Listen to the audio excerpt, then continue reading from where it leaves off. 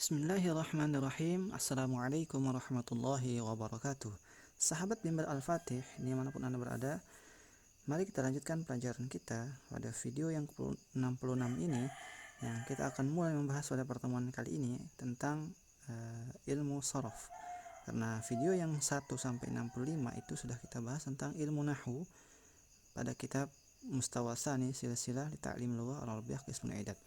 Dan mulai video yang ke-66 ini kita akan mulai membahas masih di Mustawa Tsani, itu kitab sharaf.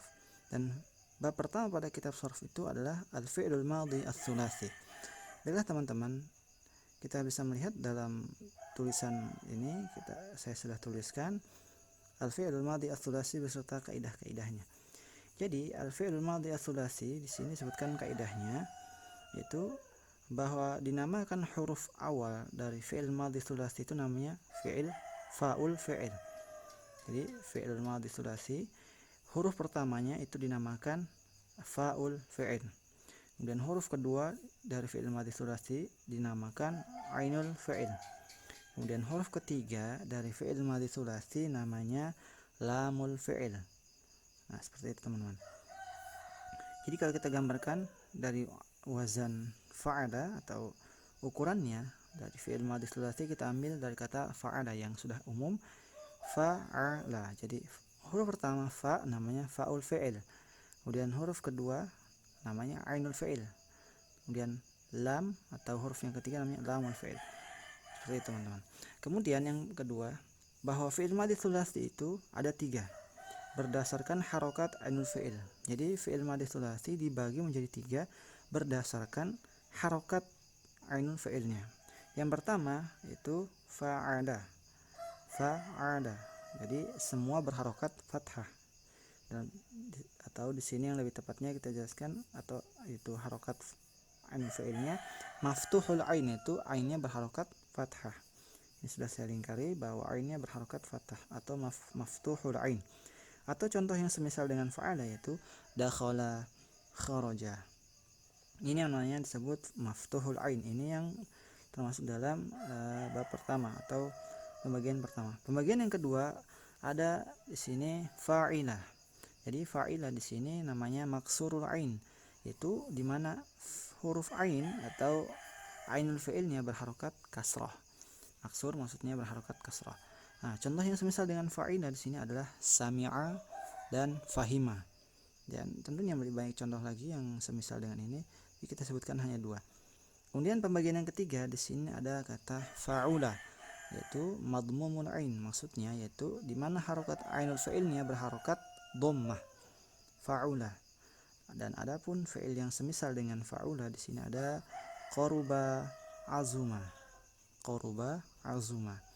Jadi kita lihat patokannya adalah, yang kita fokuskan adalah harokat ainul fi'ilnya yang berada di tengah-tengah, atau kata yang atau huruf yang ada di tengah-tengah dari fi'il tersebut.